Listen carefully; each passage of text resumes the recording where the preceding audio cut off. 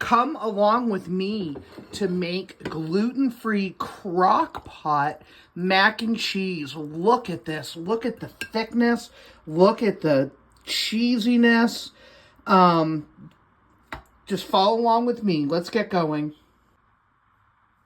Okay, so let's get to it. This is, as I mentioned, crock pot mac and cheese. It's very delicious, very easy.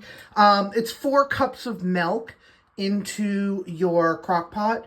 So I've already added 3, and here is the 4th.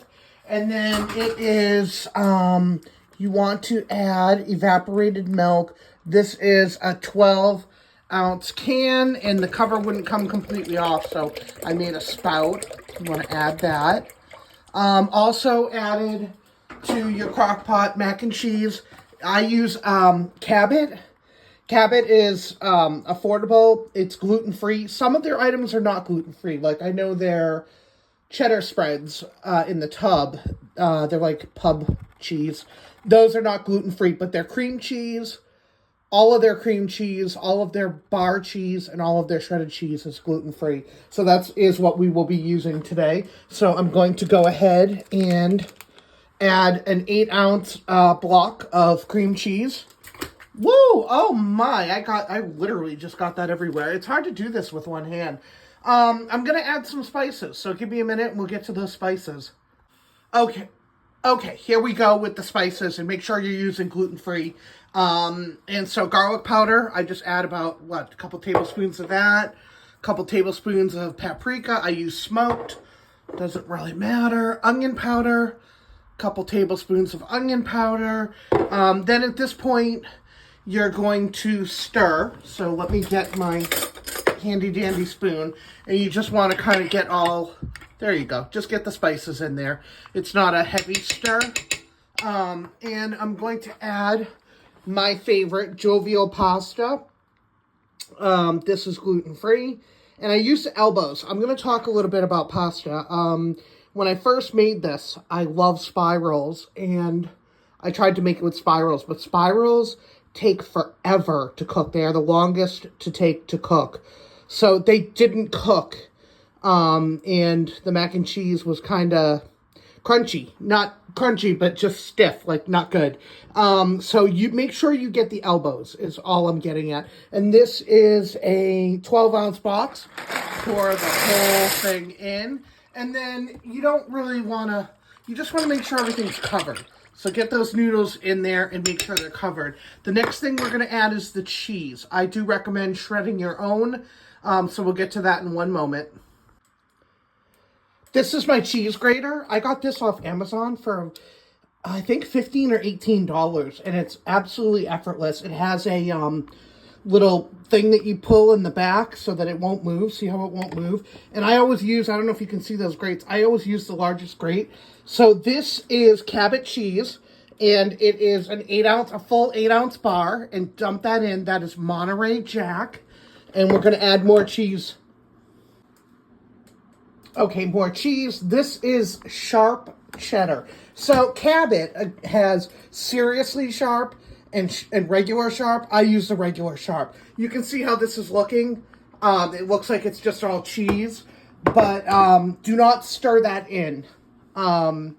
Because you're going to stir it in an hour. Because you really want that pasta to cook. And if the pasta is not in the liquid, it's not going to cook. Little more cheese, please, and we'll talk about that in a minute. And this is Gouda. This is the last cheese, so it's 3 cheeses: Monterey, cheddar, Gouda.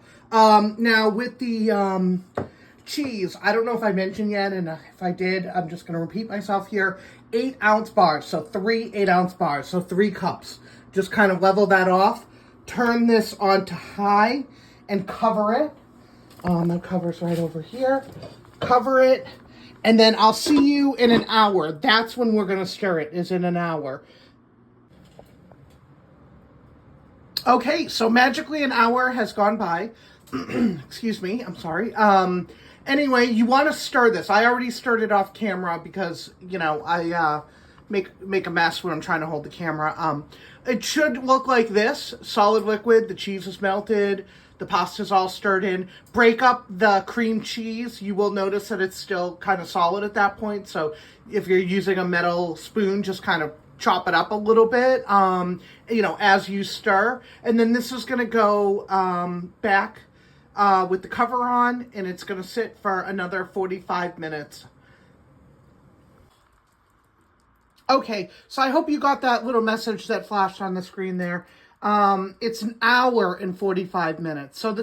So you cook it for an hour, then you stir it, and then you cook it for an hour and 45 minutes. So a total cook time of 2 hours and 45 minutes. Now here's something that I do. This is optional, but I love it for families. I cook a bag of frozen cauliflower. Here it is, all cooked and chopped, and I roughly chop it. You want pretty small pieces, and I add it to the end result. This is the end result. You just have to stir it, but I don't like to stir it too much because you don't want to break apart the pasta. So I'm going to add the cauliflower, and I'm just going to do like a folding stir, like just fold it in. You don't want your noodles to be, all in little tiny pieces. You want them to look like mac and cheese. This is a thick mac and cheese. This is a rich, creamy, thick mac and cheese that you are going to love the flavor of this. But I will tell you that the reason why it's so thick is because all the starch. Look at that. Oh, look at the cheese in that. The starch from the pasta will help thicken it. And you're done. Here it is plated. I have, I made country ribs. I also do my beef short ribs the same way. I put them in the crock pot on low for 5 hours with barbecue sauce over them. So that's a quick little side. You can pair this with anything, but that's what I'm going to pair it with. I do make baby back ribs, but I do those. Those are a lot more labor intensive. I don't do those in the crock pot, but that recipe will do someday in the future. So please enjoy this recipe and enjoy being gluten free.